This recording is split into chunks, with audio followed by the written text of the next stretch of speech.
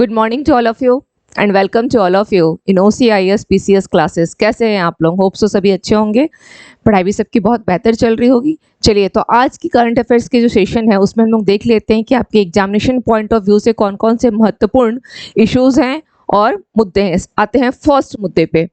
बिहार सरकार Los Angeles चिड़ियाघर और भारतीय वन्य जीव ट्रस्ट WTI घड़ियाल के संरक्षण प्रयासों को मजबूत करेंगे। सबसे पहले तो ये ध्यान में रखें कि जो लोग BPSC देने वाले हैं उनके लिए ये वेरी वेरी इंपॉर्टेंट क्वेश्चन है, ठीक है।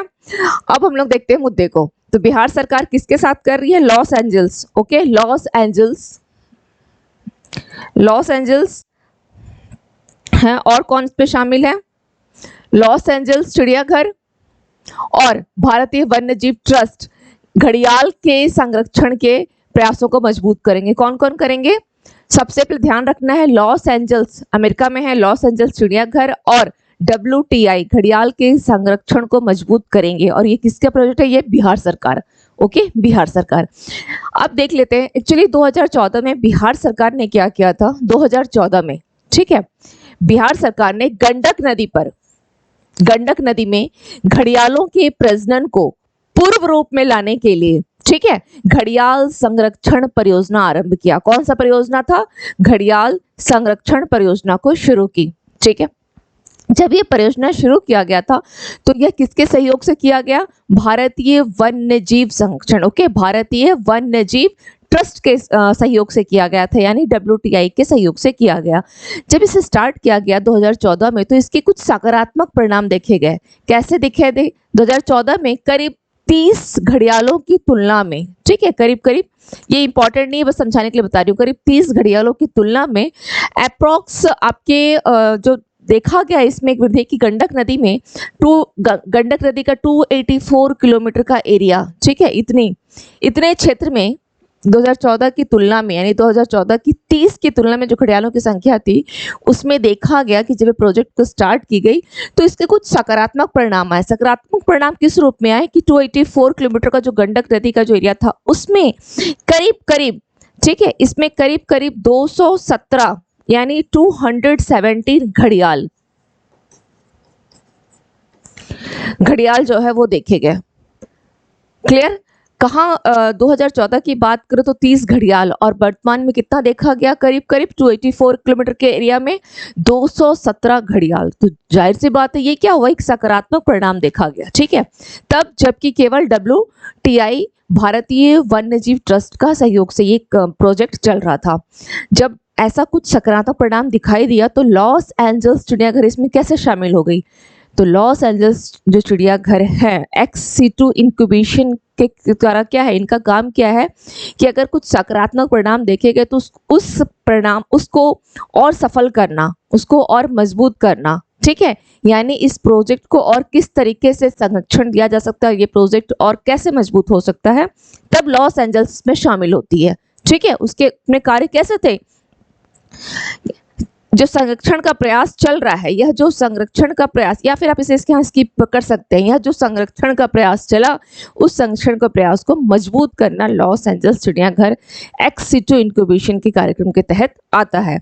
अब हम लोग आगे देख लेते हैं इससे रिलेवेंट क्या है। यह परियोजना भारतीय वन्य जीव ट्रस्ट WTI इसके सहयोग से शुरू की गई थी। कब शुरू की गई थी? यहाँ कंफ्यूजन में नहीं लाना है, बहुत आसान है समझने में। 2014 में इसको स्टार्ट किया गया। हमने पहले देखा ही, हम लोगों ने इससे पहले स्लाइड में देखा कि 2014 में बिहार सरकार ने इसको स्टार्ट किया। तो मैंने भी बताया कि बिहार सरकार और WTI इन दोनों ने मिल करके, क्योंकि WTI का सहयोग है, ठीक है, WTI इसके सहयोग से, ठीक है, यह प्रोजेक्ट जो है घड़ियाल संरक्षण का प्रयास को शुरू किया गया। प्रयास सकारात्मक रहा तो लॉस एंजल्स चिड़ियाघर भी आकर के इसमें क्या हुआ, एक अपना सपोर्ट उसने भी दिया। सपोर्ट किस रूप में दिया? तो XC2 संरक्षण में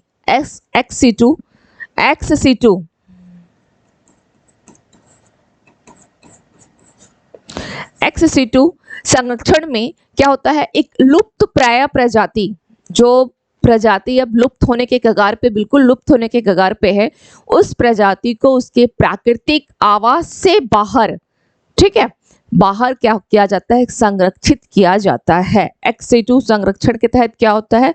जो प्रजाति लुप्त हो रही है, प्राय लुप्त प्रजाति है, उसको उसके प्राकृतिक आवास के बाहर संरक्षित किया जाता है। चलिए नेक्स्ट देख लेते हैं, चंबल अभयारण्य क्षेत्र। ठीक है, चंबल अभयारण्य क्षेत्र के बाद गंडक नदी जो है वह भारत में घड़ियालों के लिए दूसरा सफल प्रजनन स्थल है। ध्यान रखिएगा, ये काफी इंपॉर्टेंट है, इसमें जितने भी पॉइंट्स हैं सभी इंपॉर्टेंट है कि चंबल अभयारण्य के बाद, ठीक है, चंबल अभयारण्य जो क्षेत्र है उसके बाद गंडक नदी अब भारत में घड़ियाल संरक्षण के लिए दूसरा सबसे एक सफल प्रजनन स्थल माना जा रहा है। ठीक है, international union for conservation of nature यानी IUCN, international union for conservation of nature, IUCN क्या करता है, इसकी रेड लिस्ट जो सूची है, रेड लिस्ट में कौन से स्पेशीज आते हैं जो कि संकटग्रस्त हैं, तो उसने एक रेड लिस्ट जो जारी किया, इसके प्रति क्या दिया, रेड लिस्ट में ऑफ स्पीसीज के अनुसार घड़ियाल क्या है, गंभीर रूप से संकटग्रस्त है। किसकी रिपोर्ट है, IUCN की रहेगी। रेड लिस्ट में इसकी रिपोर्ट में क्या होती है, जो गंभीर रूप से संकटग्रस्त में है तो वह घड़ियाल है। ठीक है, इसने ये एक लिस्ट जारी किया जिसमें घड़ियाल का नाम भी था। ठीक है, क्लियर। चलिए, गंडक नदी भारत में गंगा के बाएं किनारे, थोड़ा सा गंडक नदी को भी देख लेते हैं क्योंकि ये बिहार से जुड़ा हुआ है और ये काफी इंपॉर्टेंट है इस बार के एग्जामिनेशन के दृष्टिकोण से, जो लोग अभी BPSC देने के लिए जाएंगे। तो गंडक नदी भारत में गंगा के बाएं किनारे, ठीक है, आप यहाँ देख रहे हैं इमेज में, आप यहाँ इमेज में देख रहे हैं गंडक। ठीक है, गंडक क्या कर रही है, तो जो भारत गंगा के बाएं किनारे की सहायक नदी है। ओके, ये क्या है, बाएं किनारे, गंडक नदी जो है भारत में गंगा की बाएं किनारे की, कभी कभी एग्जाम में ये पूछ सकता है किस तरफ है, तो बाएं किनारे की, बाएं दाएं तक पूछ लेता है एग्जाम में। ठीक है, तो बाएं किनारे की सहायक नदी है और यह भारत में सबसे पहले उत्तर प्रदेश के महाराजगंज जिले में प्रवेश करती है, यूपी के या बिहार के पश्चिमी चंपारण, गोपालगंज, सारण और मुजफ्फरपुर जिलों से होकर बहती है। कौन कौन सा है, पश्चिमी चंपारण है, गोपालगंज है, सारण है, मुजफ्फरपुर के जिलों से होकर की यह गुजरती है। क्लियर। चलिए, ये हो गया। अब हम लोग इससे रिलेवेंट अगर कोई भी डाउट हो तो आप लोग कमेंट सेक्शन में जरूर मुझसे पूछ लीजिएगा, ये बहुत इंपॉर्टेंट है। इस तरह से बिहार के भागलपुर में कौन सा चल रहा है, डॉल्फिन है ना, गंगा डॉल्फिन का जो प्रोजेक्ट चल रहा है, डॉल्फिन अभयारण्य वाला, तो वहां पर डॉल्फिन, कहाँ पर है ये डॉल्फिन अभयारण्य, बिहार के भागलपुर जिले में है ना, गंगा नदी में डॉल्फिन, जिसको एक राष्ट्रीय जलीय जीव भी घोषित किया गया है। ओके, चलिए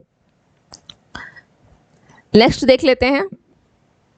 हरियाणा सरकार ने राज्य के पद्म पुरस्कार विजेताओं, यानी पद्म पुरस्कार विजेताओं में वो पद्मश्री, पद्म भूषण, पद्म विभूषण है ना, तो जो इन पुरस्कार को जीते हैं यानी पद्म पुरस्कार विजेताओं को 10,000 रुपये मासिक पेंशन देने की घोषणा की है।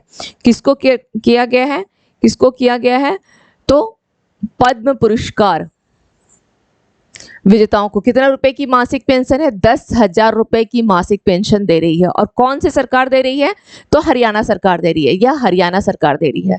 ठीक है, हरियाणा के मुख्यमंत्री कौन है, मनोहर लाल खट्टर के द्वारा राज्य के पद्मश्री हो, पद्म भूषण हो और पद्म विभूषण, इनमें से कोई भी जिनको मिला हो तो क्या दिया जा रहा है, 10,000 रुपए का एक मासिक पेंशन की घोषणा की है। इसके साथ ही साथ इन पद्म पुरस्कार विजेताओं को राज्य सरकार की यानी हरियाणा स्टेट गवर्नमेंट की जो बस होगी, वॉल्वो बस आती है ना, एसी वाली वॉल्वो बस, उसमें इनको क्या है, फ्री, इनकी फ्री सर्विस है। ओके, ये फ्री सर्विस तो नहीं बोल सकते, ये फ्री रूप से इनके लिए कोई किराया या नहीं लगेगा, बिल्कुल फ्री इनकी ये वो आवाजाही कर सकेंगे। ठीक है, मुफ्त यात्रा है, चलिए मुफ्त यात्रा है बिल्कुल इनकी।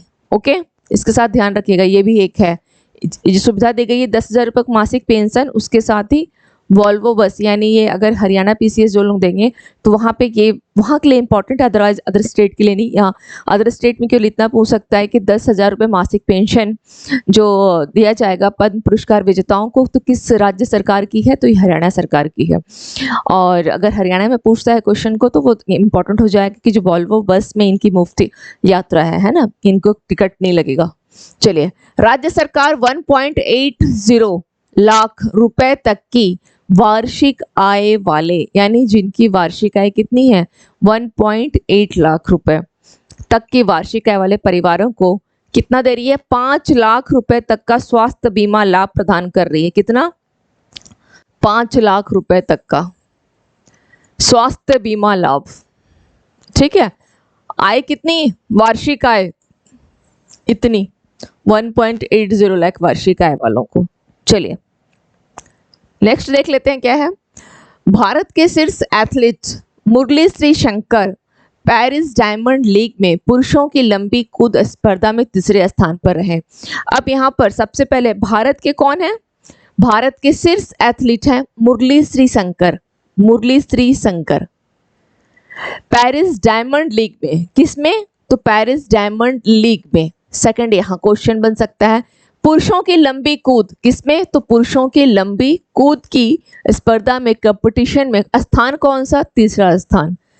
इन मैंने जितने यहाँ पे ये रेड पेन से बॉक्स बनाए हैं, इन क्वेश्चन जब पूछेगा तो इन चारों को बेस करके क्वेश्चन पूछ सकता है। ठीक है, इनमें से किसी भी एक को बेस कर लेगा और क्वेश्चन किसी एक पे भी उठा सकता है। हेडलाइन वही, लेकिन क्वेश्चन 4 प्रकार से बनाए जा सकते हैं। फ्रांस में Paris Diamond league 2023, okay, athletics में तीसरे प्रयास में, किसमें, तीसरे प्रयास में मुरली ने कितना 8.09 मीटर की छलांग लगाई। उनका तीसरा प्रयास था किसमें, पेरिस डायमंड लीग में, जिसमें उन्होंने 8.09 मीटर, है ना, मीटर की छलांग लगाई। फ्रांस में आयोजित किया गया था, यह फ्रांस में हुआ था। फ्रांस में पेरिस डायमंड लीग है, जाहिर सी बात है फ्रांस में ही होगा। ओके, चलिए और देख लेते हैं इनके बारे में थोड़ा सा क्या है। मुरली श्री शंकर डायमंड लीग प्रतियोगिता के शीर्ष 3 में स्थान बनाने वाले ये तीसरे भारतीय हैं। ओके, ये इंपॉर्टेंट है। श्री शंकर जो हैं वो शीर्ष 3 में स्थान बनाने वाले ये तीसरे भारतीय हैं, तीसरे भारतीय हैं। इसका मतलब इससे पहले भी तो कोई 2 भारतीय तो रहे होंगे, तो वो 2 भारतीय कौन थे, वो 2 भारतीय कौन है, इससे ये तो तीसरा है। 2 भारतीय, इससे पहले जो 2 भारतीय थे वो कौन थे, नीरज चोपड़ा, नीरज चोपड़ा, और दूसरा हम बोल सकते हैं विकास गौड़ा। ठीक है, Vikas Gowda. Murali Sreeshankar Paris Diamond League प्रतियोगिता के शीर्ष 3 में, टॉप जो थर्ड थे उसमें टॉप 3 में स्थान बनाने वाले तीसरे भारतीय हैं। लेकिन इससे पहले 2 भारतीयों को, ये जो है तीसरे भारतीय हैं, तो इससे पहले 2 भारतीय कौन थे जिनको ये जो बोल सकते हैं तीसरे भारतीय, तो ये हो गए। इससे पहले 2 भारतीय कौन थे, तो नीरज चोपड़ा और विकास गौड़ा। ठीक है, ग्रीस के मिलिटियाडिस टेंटाग्लू ने, ग्रीस के कौन है, क्या नाम है, नाम भी बड़ा अजीबोगरीब है यहाँ पर। चलिए, मिलिटियाडिस टेंटाग्लू कहाँ के हैं, ये ग्रीस के हैं, ग्रीस के हैं।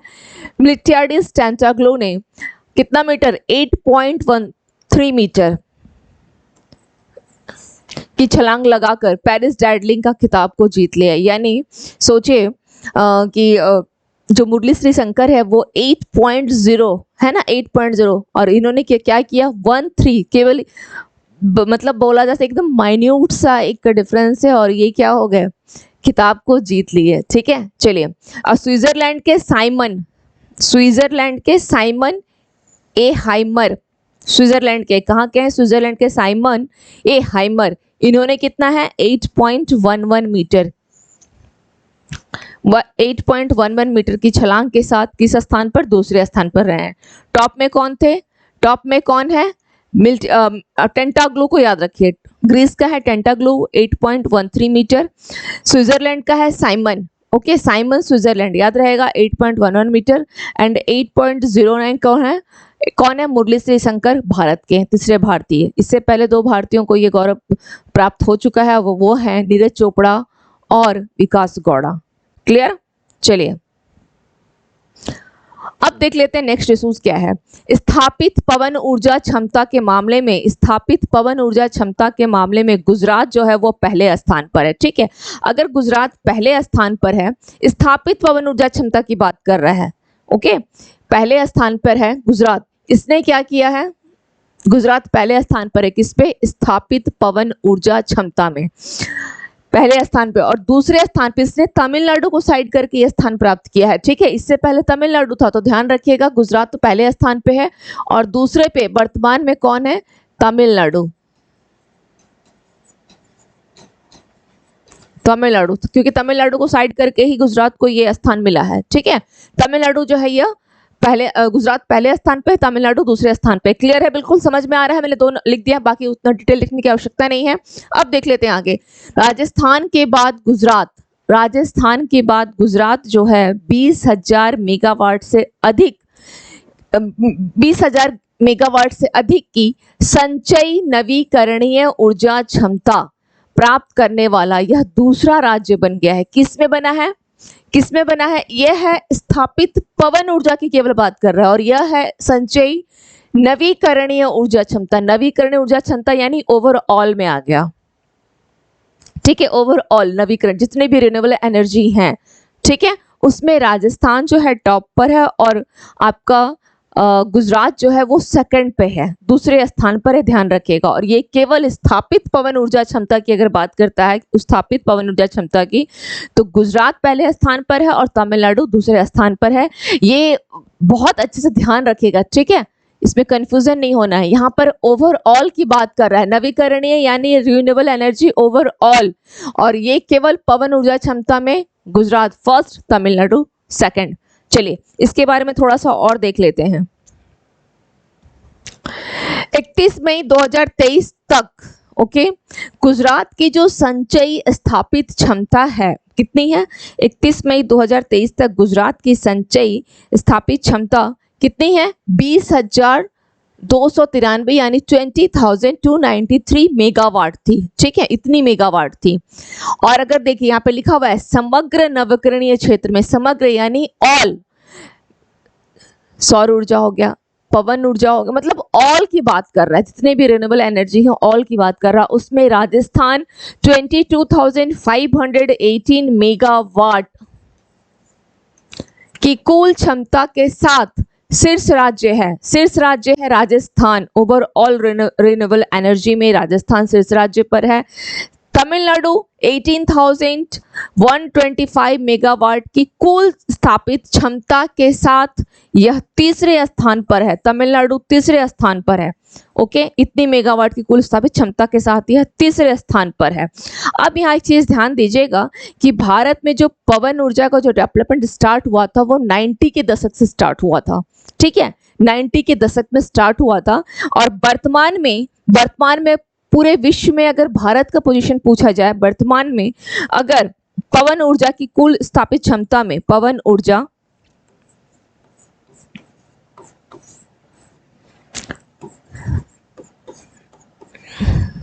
की कुल स्थापित क्षमता, ठीक है, क्षमता विश्व में भारत का अगर पोजीशन पूछ लिया जाए तो इंडिया जो है वह 4th में है। ठीक है, इंडिया 4th में है, ध्यान रखिएगा, इंडिया 4th में है। ठीक है, इंडिया 4th में है। और पवन ऊर्जा जो है बेसिकली ये इंडिया में, पवन ऊर्जा जो है बेसिकली इंडिया में कौन कौन सा किस एरिया में बहुत ज़्यादा, मतलब बोल सकते हैं उत्पादन होता है या प्रोडक्शन है, तो इसका आप देख सकते हैं यह दक्षिण में है, पश्चिम में है, और नॉर्थ ईस्ट वाले जो स्टेट है यानी पूर्वोत्तर राज्यों में। ठीक है, पूर्वोत्तर राज्यों में पवन ऊर्जा का प्रोडक्शन जो है यह अधिक है। ठीक है, दक्षिण, पश्चिम और पूर्वोत्तर राज्य यानी नॉर्थ वाला जो हिस्सा है उसमें कम है। क्लियर हो गया? समझ में आ गया? बिल्कुल। स्थापित पवन ऊर्जा में गुजरात पवन ऊर्जा में, ये वर्ड को ध्यान रखिएगा, इस पवन ऊर्जा की क्षमता में गुजरात पहले स्थान पर है, दूसरा तमिलनाडु है, तमिलनाडु है। अगर बात की जाए ओवरऑल समग्र की, अगर बात की जाए, अगर समग्र यानी ओवरऑल रिन्यूएबल एनर्जी, नवीकरणीय या रिन्यूएबल एनर्जी अगर बात की जाए, ठीक है, तब आएगा राजस्थान का नाम, तब आएगा राजस्थान का नाम। राजस्थान तब पहले नंबर पर होगा, गुजरात जो है यह दूसरे नंबर पर हो जाएगा। पवन ऊर्जा में गुजरात पहला है, लेकिन ओवरऑल में गुजरात दूसरा, और थर्ड में आपका तमिलनाडु आएगा, तमिलनाडु थर्ड हो जाएगा। Is this clear? Is this clear? कोई डाउट तो नहीं होना चाहिए, अब कोई डाउट नहीं होना चाहिए। एक बार आप लोग स्क्रीनशॉट ले लें। मैंने बार बार इसलिए कहा है कि इसको क्योंकि कंफ्यूजन हो जाना है, तो इसलिए मैं बहुत बार क्लियर करके चीज़ों को बताई हूँ। अब आप देख लें कि यहाँ कहीं गड़बड़ तो नहीं लग रहा है, ठीक है। तीसरे स्थान पर है राजस्थान का। अगर ओवरऑल की बात की जाए तो कितना है, 22,518 मेगावाट है राजस्थान का। अगर देख थोड़ा सा यहाँ भी अगर आप देख लेंगे ओवरऑल में, अगर आप यहाँ भी ओवरऑल को देखते हैं तो राजस्थान का कितना है, 22,518 मेगावाट, 22,518 मेगावाट। गुजरात की बात की जाए तो 20,000 मेगावाट है, 20,000 इसका भी करीब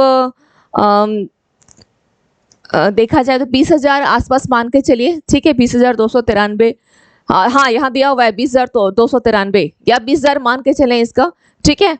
20,000 मान करके चलें और 20,000 मेगावाट, और अगर अप्रोक्सिक मान लें और तमिलनाडु की बात की जाए तो कितना है, 18,125, ठीक है, 18,125 मेगावाट है। तो अपने आप भी ये समझ में आ रहा है, ये भी क्लियर है काफ़ी। 18,000, 22,000 राजस्थान का, 22,000 राजस्थान, गुजरात का 20,000 और 18,000 तमिलनाडु का। चलिए ठीक है, इसके साथ और देख लेते हैं क्या एडिशनल फैक्ट्स हैं। तमिलनाडु के बाद यानी कर्नाटक जो है वो 4th पे है, महाराष्ट्र 5th में आता है, ठीक है। रेटिंग एजेंसी कौन सी है, रेटिंग एजेंसी ICRA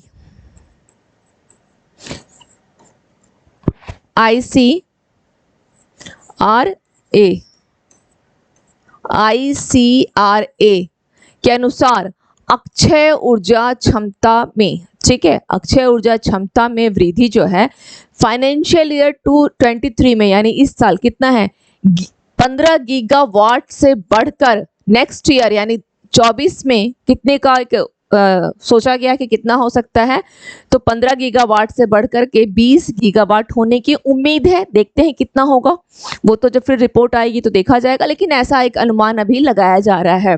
ओके, किसके अनुसार, तो रेटिंग एजेंसी कौन सी है, ICRA के अनुसार अक्षय ऊर्जा क्षमता में वर्तमान में जो टारगेट किया गया है, एक अनुमान लगाया गया है, सोचा गया है कि शायद 23 से 24 में 5 गीगावाट तो बढ़ जाएगा, यानी 15 गीगावाट से 20 गीगावाट होने की उम्मीद है। चलिए नेक्स्ट इश्यूज देख लेते हैं। CACP, okay, CACP,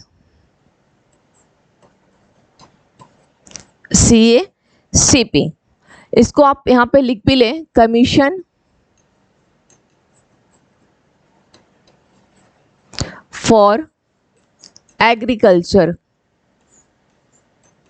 Commission for Agriculture Costs and Price, okay, cost and price, Commission for Agriculture Costs and Costs and Prices, ठीक है। क्या हो गया, CACP यानी कृषि लागत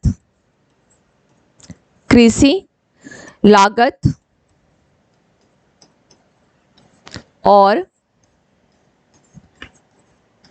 मूल्य आयोग, कृषि लागत और मूल्य आयोग, ठीक है, कृषि लागत और मूल्य आयोग CACP ने केंद्र सरकार से, सेंट्रल गवर्नमेंट से क्या बोला है, यूरिया को, ओके, यूरिया को NBS, ओके, NBS यानी न्यूट्रिशन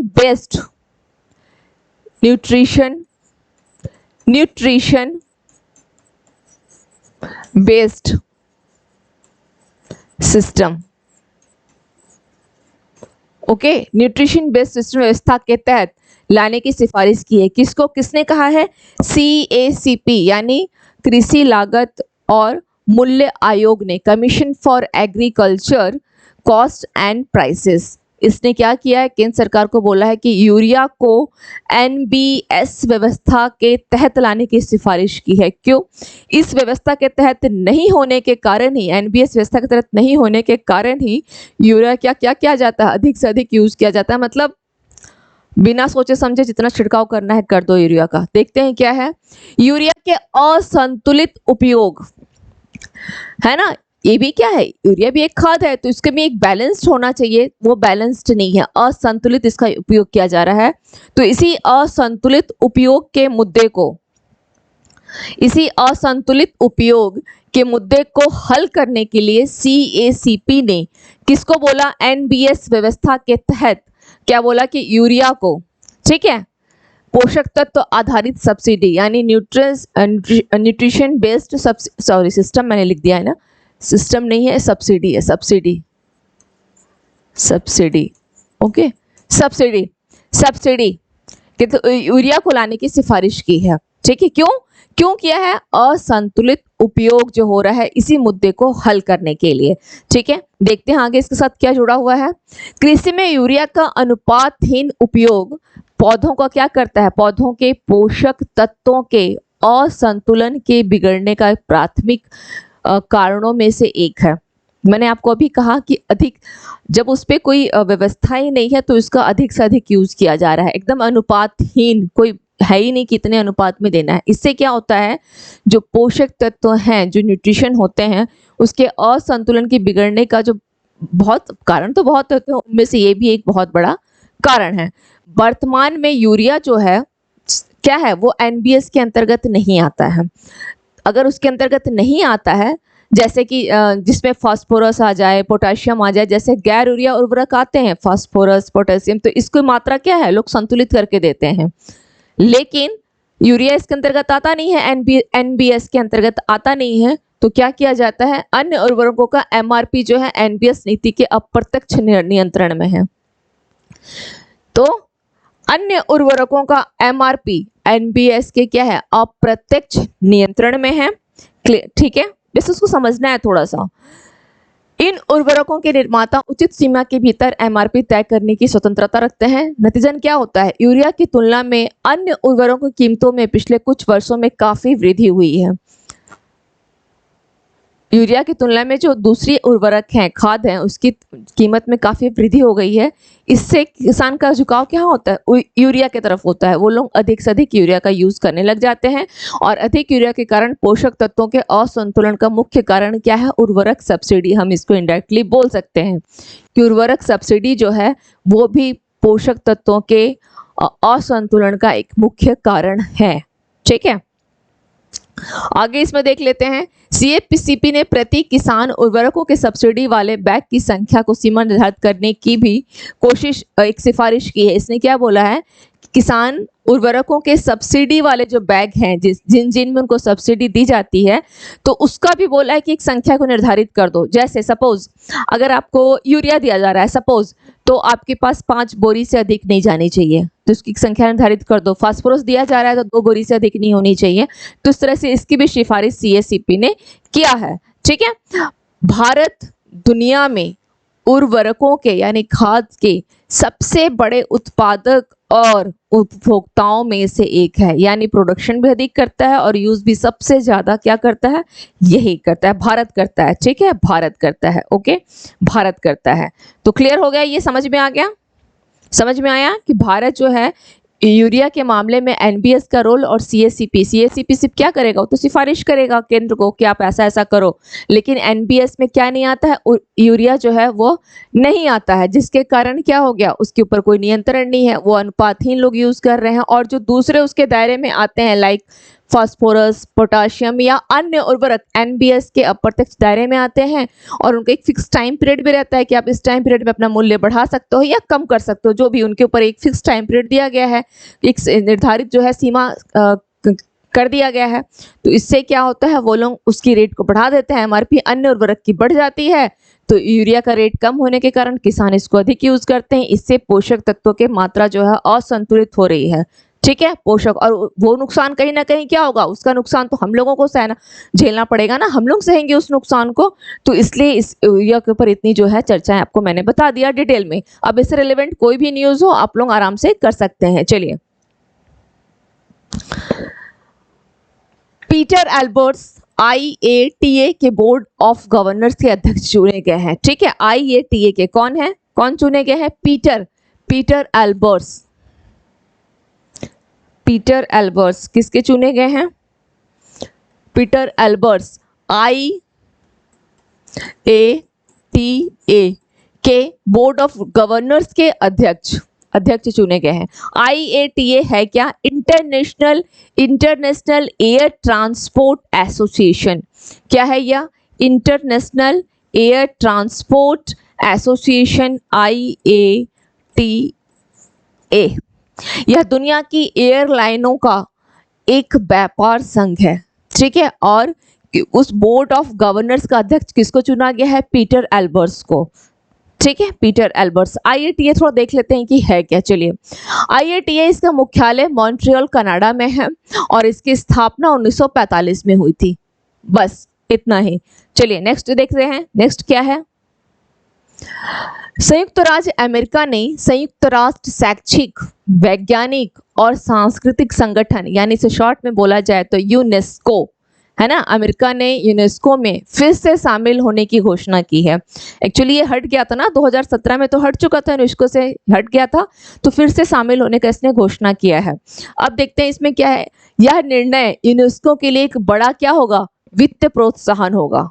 किस मामले में होगा, क्योंकि अमेरिका जो है यूनेस्को का सबसे बड़ा फंडर यही था। अब हट गया था तो नहीं था, तो फिर सबसे बड़ा जो है फंड यही देता था, ठीक है, अमेरिका की तरफ से यूनेस्को को मिलता था सबसे अधिक फंड, तो सबसे बड़ा फंडर था। तो अब इसकी क्या होगी, फिर से शामिल हो जाएगा तो इसको एक वित्त प्रोत्साहन मिलेगा, यूनेस्को को सबसे बड़ा वित्त प्रोत्साहन।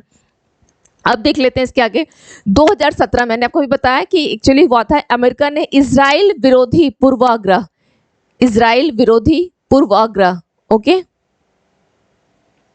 इजराइल विरोधी पूर्वाग्रह और प्रबंधन समस्याओं का हवाला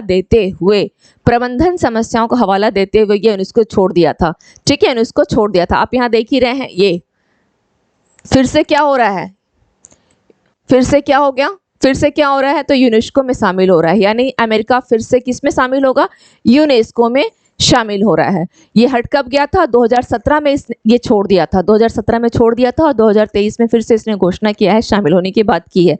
और क्यों हटा था, इजराइल, मुद्दा क्या था, इजराइल विरोधी पूर्वाग्रह, और बोला था कि ये उसके प्रबंधन के समस्याओं का हवाला देते हुए ये साइड हट गया था, ठीक है। सबसे बड़ा फंडर कौन है यूनेस्को का, सबसे बड़ा फंडर कौन है, तो अमेरिका है। और यूनेस्को की फुल फॉर्म क्या अगर पूछ लिया जाए तो क्या होगा, संयुक्त राष्ट्र शैक्षिक, वैज्ञानिक और सांस्कृतिक संगठन, UNESCO, okay. UN, E stand for education, S for क्या हो जाएगा, साइंस एंड कल्चरल ऑर्गेनाइजेशन, ठीक है। चलिए इसके साथ और देख लेते हैं क्या है। यूनेस्को के बारे में थोड़ा सा जान जाते हैं। इसकी स्थापना कब हुई थी, यूनेस्को की स्थापना कब हुई थी, 1945 में। 193 इसके सदस्य देश हैं और 12 जो है इसके सहयोगी सदस्य हैं। देश कितने हैं, 193 और 12 सहयोगी सदस्य हैं। और इसके उद्देश्य, इसका जो गठन किया गया उस उद्देश्य का क्या है, 5 प्रमुख कार्यक्रम इसमें हैं। कौन कौन से हैं, शिक्षा, प्राकृतिक विज्ञान, natural science, social science, culture और संचार, यानी इंफॉर्मेशन, सूचना के माध्यम से उद्देश्य प्राप्त करना है, ठीक है। इसके 5 जो डायमेंशंस हैं, इसके 5 डायमेंशंस कौन से हैं, इसके 5 कौन कौन से डायमेंशंस हैं, ये ध्यान रखिएगा, ठीक है, ये ध्यान रखिएगा, इसके 5 डायमेंशंस को ध्यान रखिएगा, ओके। इसके 5 डायमेंशंस को ध्यान रखिएगा। ये क्या है, यह यूनेस्को है, और ठीक है, यूनेस्को का ये है शिक्षा। शिक्षा बहुत आसानी से, किसी चीज को जब ध्यान ना रहे ना, थोड़ा सा उसमें शिक्षा कर दो। प्राकृतिक है तो प्राकृतिक में आप थोड़ा सा इसको ग्रीन कर लीजिए, प्राकृतिक, प्राकृतिक विज्ञान, ठीक है, प्राकृतिक विज्ञान, प्राकृतिक विज्ञान हो गई। उसके बाद आ गया सामाजिक विज्ञान, है ना, मानव से जुड़ा, तो मानव को कुछ मानव से जुड़ा यानी सामाजिक, सामाजिक या मानव विज्ञान, मानव विज्ञान, ठीक है। अब संस्कृति की बात आती है, संस्कृति की बात आती है, संस्कृति, संस्कृति, ओके। एंड लास्ट वन, संस्कृति की बात आती है, उसके बाद आप दे सकते हैं संचार,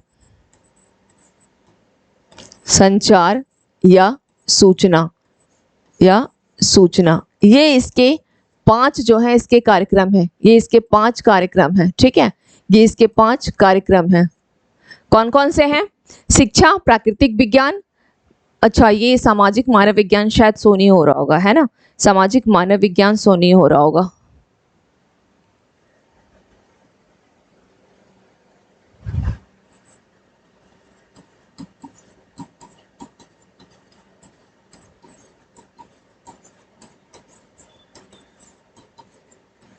ओके,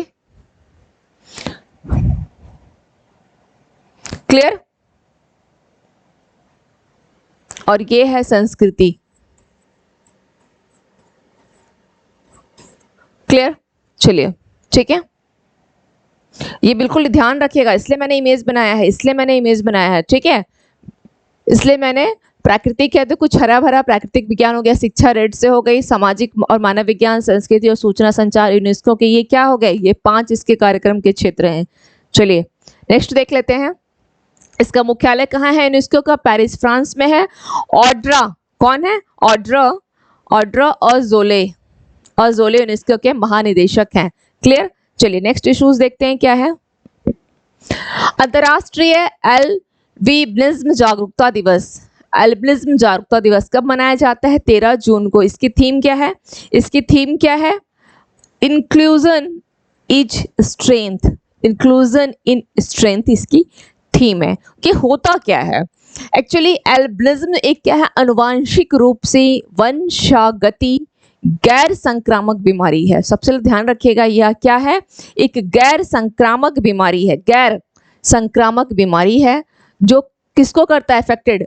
त्वचा को, यानी स्किन को, आंखों को और बालों में, त्वचा, आंख और बाल, मेलेनिन की कमी के कारण होती है। क्या है? मेलेनिन की कमी के कारण होती है, मेलेनिन की कमी के कारण होती है। यह क्या होती है? एक दुर्लभ स्थिति है। एल्बिनिज्म पीड़ित, इस रोग से जो पीड़ित होता है, सभी लोग क्या होते हैं? दृष्टि बाधित होते हैं, क्योंकि इफेक्ट किसको कर रहा है? आंखों को भी करता है, बालों को भी करता है और त्वचा को भी करता है। और उन्हें बोला जा सकता है कि त्वचा कैंसर होने का खतरा रहता है। कौन सा? त्वचा कैंसर होने का खतरा रहता है। चलिए अब हम लोग देखते हैं नेक्स्ट इश्यूज क्या है। इटली के सबसे लंबे समय तक सेवा करने वाले, इटली के सबसे लंबे समय तक सेवा करने वाले सिल्वियो, सिल्वियो बर्लुस्की का निधन हो गया है, ठीक है। इटली यहाँ है, आप देख ही रहे हैं इमेज में, ये है इटली, इटली है ना, इटली का बना हुआ है, देख रहे हैं। तो सिल्वियो बर्लुस्कोनी, सिल्वियो बर्लुस्कोनी का निधन हो गया है। अब देखते हैं थोड़ा सा इटली के बारे में। यह एक लंबी, यह एक कैसी है? लंबी भूमध्य सागरीय तट रेखा वाला यूरोपीय देश है। भूमध्य सागर, आप यहाँ देख रहे हैं मेडिटेरियन सी है ना, भूमध्य सागर वाला क्या है? एक लंबा सा एक तटीय, चारों तरफ आप देख रहे हैं ये तट इसका देख रहे हैं, तटीय वाला क्या है? यह एक यूरोपीय देश है ना, बिल्कुल क्लियर है इमेज में, यूरोपीय देश है। इसके बाद थोड़ा सा और देख लेते हैं। रोम इसकी राजधानी और सबसे बड़ा शहर है। इसकी राजधानी कहाँ है? रोम है, और सबसे बड़ा शहर भी। इसकी मुद्रा यूरो है, यूरो इसकी मुद्रा है, यूरो, ओके, यूरो इसकी मुद्रा है। जियोर्जिया मेलोनी इसके प्रधानमंत्री हैं, जियोर्जिया मेलोनी, और सर्जियो मैट्रेला इसके राष्ट्रपति हैं। बस इतना ध्यान रखिएगा। चलिए नेक्स्ट देख लेते हैं। अब वॉलेंडर फैक्ट पे आते हैं। किस देश की सरकार ने डिजिटल जन्म प्रमाण पत्र पेश किया है? तो इजराइल। सिद्धार्थ चौधरी ने एशियाई अंडर 20 एथलेटिक्स चैंपियनशिप में कौन सा पदक जीता है? स्वर्ण। किसमें? एशियाई अंडर 20 है, ठीक है, एशियाई अंडर 20 में स्वर्ण पदक जीता है। किसने? सिद्धार्थ चौधरी ने। लेवेंडर महोत्सव का उद्घाटन कहाँ किया गया था? जम्मू एंड कश्मीर। लेवेंडर महोत्सव जम्मू एंड कश्मीर। नेक्स्ट देख लेते हैं। किस देश के फुटबॉलर हैं ज़्लातन इब्राहिमोविच ने क्या किया है? फुटबॉल से संन्यास लेने की घोषणा की, और वो है स्वीडन के। चलिए ये वाला पॉइंट रॉन्ग है, ठीक है, ये वाली पॉइंट जो है ये रॉन्ग है, इसको, ये गलत है, ओके, इसको जस्ट स्किप कर दीजिए। किस देश की सरकार ने डिजिटल जन्म प्रमाण पत्र पेश किया है? डिजिटल जन्म प्रमाण पत्र पेश किया है इजराइल की गवर्नमेंट ने। नेक्स्ट देख लेते हैं।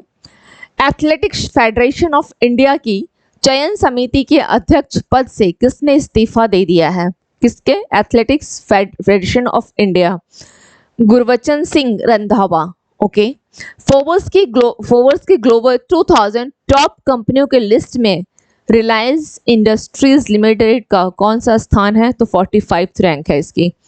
किसे बीएसएफ के महानिदेशक के तौर पर नियुक्त किया गया है? नितिन अग्रवाल को, नितिन अग्रवाल। और अमित अग्रवाल को किस पद पे दिया गया है? कमेंट सेक्शन में आप लोग जरूर बताइएगा, ठीक है, अमित अग्रवाल को। किस देश ने राष्ट्रपति द्रौपदी मुर्मू को अपना सर्वोच्च नागरिक सम्मान दिया है? सूरीनाम ने। किस बैंक ने बेंगलुरु में प्रोजेक्ट कुबेरू लॉन्च किया है? एसबीआई। द हिंदू ग्रुप की नई अध्यक्ष कौन बनी है? निर्मला लक्ष्मण। भारत सरकार ने किस राज्य में बागवानी कृषि व्यवसायों को बढ़ावा देने के एडीबी के साथ समझौता किया है? तो हिमाचल प्रदेश में। प्रधानमंत्री ने पहले नेशनल ट्रेनिंग कॉन्क्लेव का उद्घाटन कहाँ किया है? नई दिल्ली में। स्पेस एक्स में सबसे कम उम्र का सॉफ्टवेयर डेवलपर कौन बना है? कैरन काजी, कैरन काजी। सिद्धार्थ चौधरी ने, चलिए ये फिर रिपीट हो गई है, ओके, ये स्लाइड रिपीट हो गई है। नेक्स्ट देख लेते हैं। कहां पूर्व ऐतिहासिक ढालपुर शिव मंदिर का उद्घाटन किया गया है? असम में। विश्व मौसम विज्ञान संगठन के नए अध्यक्ष कौन बने हैं? अब्दुल्ला मंडोस। कहां के हैं ये कहां के हैं? ये कहां के हैं? यूएई, अब्दुल्ला मंडोस, ठीक है, अब्दुल्ला मंडोस। चलिए नेक्स्ट देख लेते हैं। अब हमारे पास कौन से आज के एमसीक्यूज हैं। आईआईटी मद्रास के शोधकर्ताओं ने हाइड्रोजन उत्पन्न करने के लिए समुद्री जल का विद्युत अपघटन करने की अत्यधिक कुशल लागत प्रवाह विधि के लिए महत्वपूर्ण घटक बनाए हैं। इसके बारे में कौन सा स्टेटमेंट सही है? टीम ने संक्रमण धातु आधारित उत्प्रेरकों को डिजाइन और निर्मित किया है, बिल्कुल सही है। टीम ने सेलुलोज आधारित विभाजक या सेपरेटर बनाया है, सही है। दोनों स्टेटमेंट सही है, 1 और 2 दोनों। नेक्स्ट क्वेश्चन देखते हैं। सिल्वियो बर्लुस्कोनी का निधन हो गया। वह निम्नलिखित में से किस देश के प्रधानमंत्री थे? इनका कार्यकाल जो बहुत लंबे समय तक था, मैंने आपको अभी बताया, इनका कार्यकाल बहुत लंबे समय तक था। तो किस देश के प्रधानमंत्री थे? इटली, फ्रांस, रूस, जापान। तो किस देश के थे ये किस देश के थे? ये इटली के प्रधानमंत्री। नेक्स्ट देख लेते हैं। कौन सा राज्य स्थापित पवन ऊर्जा क्षमता के मामले में पहले स्थान पर पहुंच गया? क्वेश्चन क्या पूछा है? कौन सा राज्य स्थापित पवन ऊर्जा क्षमता पर पहुंचा है? पवन ऊर्जा पे पूछा है, तो गुजरात पहला होगा, तमिलनाडु दूसरे स्थान पर है, ठीक है। यहाँ पर आंसर क्या हो जाएगा? गुजरात फर्स्ट पर है, तमिलनाडु दूसरे स्थान पर है। और अगर वही ओवरऑल पूछ लेता, अगर क्वेश्चन में ओवरऑल नवीकरणीय यानी रिन्यूएबल एनर्जी, ओके, अगर ओवरऑल पूछता, समग्र रूप से पूछता, तो आंसर क्या होता? राजस्थान पहला होता और गुजरात सेकंड होता, तमिलनाडु थर्ड होता और कर्नाटक 4 होता। क्लियर? चलिए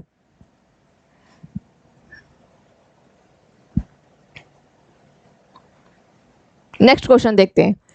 सीएसीपी ने केंद्र सरकार को डैश को पोषक तत्व आधारित सब्सिडी एनबीएस व्यवस्था के तहत लाने की सिफारिश की है। किसको बोला है एनबीएस व्यवस्था के तहत लाने के लिए?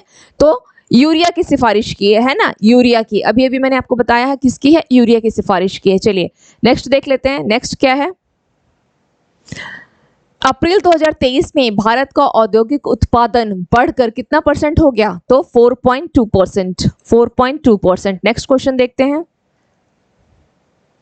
भारत के उस शीर्ष एथलीट का नाम बताइए जो पेरिस डायमंड लीग 2023 में पुरुषों की लंबी कूद स्पर्धा में तीसरे स्थान पर रहा है। तीसरे स्थान पर कौन रहा है? तीसरे स्थान पर कौन रहा है?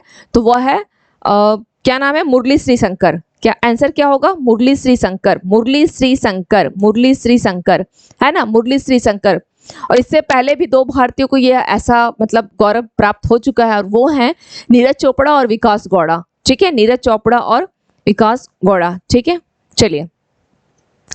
गुवाहाटी हाईकोर्ट ने कुत्ते के मांस के व्यापार और वाणिज्यिक बिक्री पर प्रतिबंध लगाने के किस राज्य सरकार के आदेश को रद्द कर दिया है? सिक्किम, नागालैंड, मणिपुर और आसाम। तो इसका राइट आंसर हो जाएगा नागालैंड। ठीक है, नागालैंड। चलिए नेक्स्ट क्वेश्चन देखते हैं। किस देश ने संयुक्त राष्ट्र शैक्षिक, वैज्ञानिक और सांस्कृतिक संगठन यानी यूनेस्को में फिर से शामिल होने की घोषणा की है? तो अमेरिका ने किया है। अमेरिका ने किया है, जो 2017 से हट गया था, है ना। मुद्दा क्या था? इजराइल के कारण। चलिए, international air transport association IATA के बोर्ड ऑफ गवर्नर्स के निर्वाचित अध्यक्ष के रूप में किसे नियुक्त किया गया है? Peter Elbers, Martin Rintal, Camiel Eurlings, Benjamin Smith. तो इसका आंसर क्या हो जाएगा? ए, पीटर एल्बर्ट्स को। नेक्स्ट क्वेश्चन देखते हैं। लास्ट क्वेश्चन है ये, अंतरराष्ट्रीय एल्बिनिज्म जागरूकता दिवस 2023 की थीम क्या है? Albinism and human rights, inclusion is strength, eliminate albinism, zero discrimination against person with albinism. तो इसका राइट आंसर क्या हो जाएगा? इसका राइट आंसर बी हो जाएगा, इंक्लूजन इज स्ट्रेंथ। चलिए, तो आज के हम लोगों की जो है इश्यूज भी कंप्लीट हुए। हम लोगों ने 1-लाइनर फैक्ट्स भी देखा और एट द एंड हम लोगों ने MCQs भी देखा। कंटेंट रिगार्डिंग किसी तरह की कोई प्रॉब्लम हो या कुछ अपना आप सुझाव भी देना चाहते हैं तो बिल्कुल दे सकते हैं, या फिर किसी और तरह के टॉपिक बेस्ड अगर कोई लगे कहीं प्रॉब्लम आ रही है तो आप लोग बिल्कुल मुझे कमेंट सेक्शन पे कमेंट करके पूछ सकते हैं। अदरवाइज 10 बजे के बाद कॉल कर सकते हैं। 10 से 4 बजे के बीच आप मुझसे कॉल करके भी बात कर सकते हैं अगर किसी तरह की कोई प्रॉब्लम आप लोग फेस कर रहे हो तो। ओके, आप लोग की अपनी क्लास है, इस क्लास को आप लोगों को लेके चलना है। तो जिस तरीके से, ठीक है, आप लोगों को लगता है कि हमें क्लास को कुछ ऐसा लेके चलना चाहिए जो आप लोगों को कहीं ना कहीं फ़ायदा मिले, या कहीं कुछ डाउट आ रहा है या किसी चीज़ को, किस टॉपिक को ऐसे करना है कि इसको और इजी फॉर्म में करना है ताकि वो जल्दी से याद हो जाए, दिमाग में बैठ जाए, तो मुझे ज़रूर बताएं। ठीक है, चलिए, तो इस चैनल को आप लोग लाइक करें, शेयर करें एंड सब्सक्राइब करें। मिलते हैं फिर नेक्स्ट करंट अफेयर्स की क्लास में कल सुबह। Okay, thank you to all of you and have a nice day.